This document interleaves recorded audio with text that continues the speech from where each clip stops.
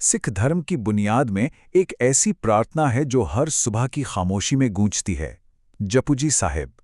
तो आज हम गुरु नानक देव जी की इस बहुत ही गहरी रचना के सफर पर निकलने वाले हैं और इसके असल मायनों को समझने की कोशिश करेंगे। और जपुजी साहिब की शुरुआत होती है मूल मंत्र से। देखिए, ये सिर्फ कुछ शब्द नहीं हैं, ये तो सिख दर्शन की आत्मा है, एक तरह से उस एक शक्ति की परिभाषा जिसे आप कह सकते हैं ये पूरा ग्रंथ खुलता है। लेकिन ईश्वर की इतनी साफ साफ परिभाषा देने के बाद गुरु नानक देव जी हमें एक बहुत ही मानवीय सवाल की तरफ ले जाते हैं। एक ऐसा सवाल जिससे हम सब कभी ना कभी अपनी जिंदगी में जरूर जूझते हैं। और बस यहीं से इस ग्रंथ का असली मकसद शुरू होता है। वो क्या है? वो है झूठ से भरी इस दुनिया में सच को खोजना।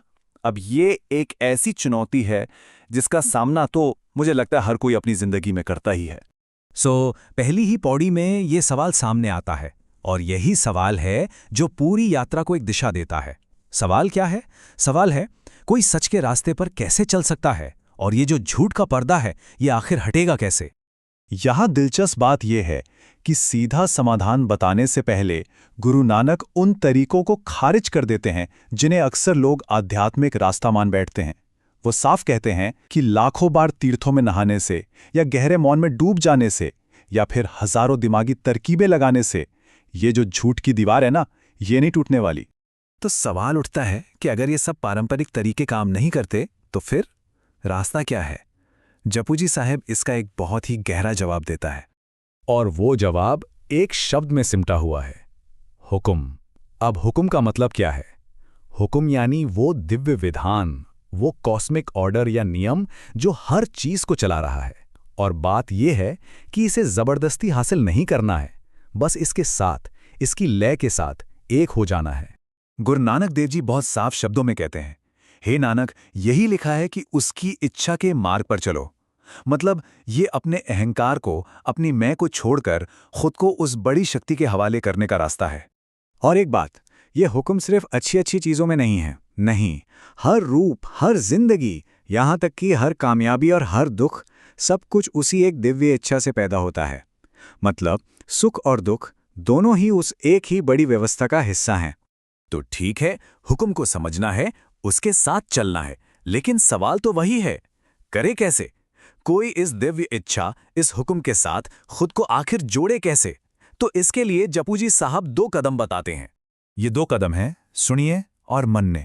सुनिए का मतलब सिर्फ कानों से सुनना नहीं है, इसका मतलब है अपने पूरे वजूद से, पूरी गहराई से सच को सुनना, उसे महसूस करना। और मनने का मतलब है उस सुने हुए सच को दिल से मान लेना, उसे अपनी जिंदगी में उतार लेना, उसे जीना। और जब ये सुनना और मानना एक हो जाते ना, तब जाकर एक अंदरूनी यात्रा शुरू होती है। एक ऐसा सफर जो किसी की चेतना को पूरी तरह से बदल कर रख सकता है। सुनने और मानने की यही प्रक्रिया हमें एक सफर पर ले जाती है। ये सफर 5 खंडों से गुजरता है, यानी कि हमारी चेतना के 5 अलग अलग पड़ावों से। ये यात्रा शुरू होती है धर्म खंड से, यानी वो पड़ाव जहां हम अपने कर्तव्य निभाते हैं। फिर आता है ज्ञान खंड, यानी ज्ञान और जागरूकता का पड़ाव।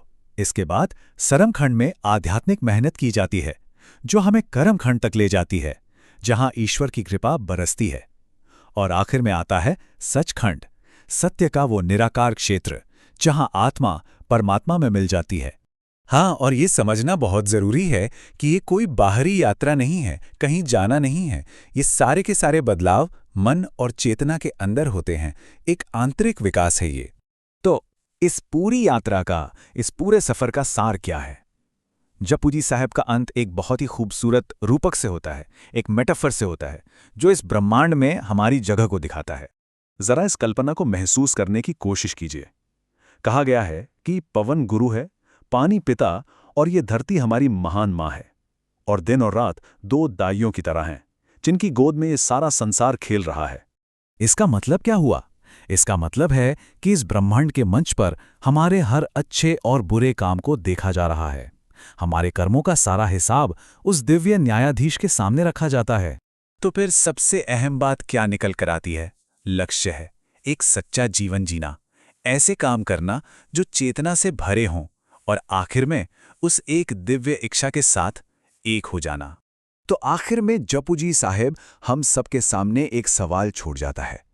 अगर ये जिंदगी इस ब्रह्मांड के मंच पर हमारा एक किरदार है, तो हम कौन सी भूमिका निभाने का चुनाव करेंगे?